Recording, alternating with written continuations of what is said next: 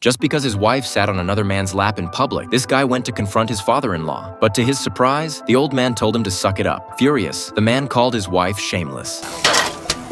She's my daughter before your wife.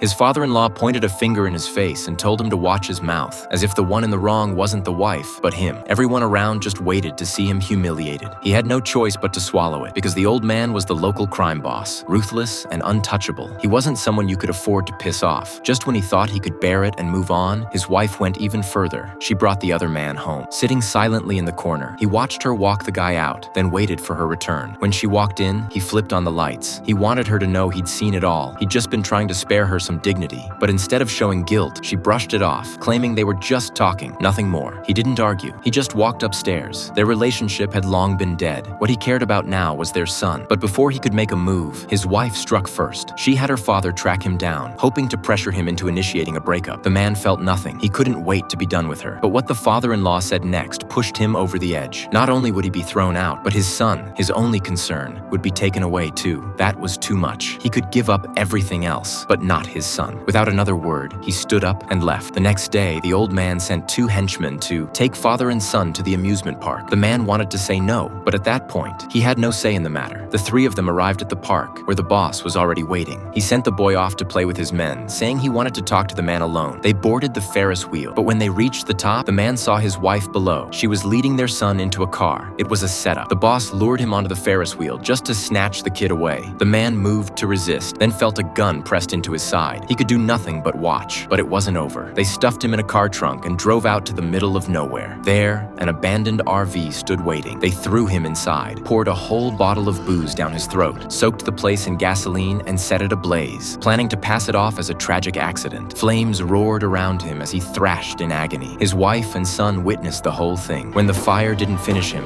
one of the henchmen put 2 bullets in him to end it. But that wasn't the end of the story. The father-in-law and the wife would pay for what they did with their lives.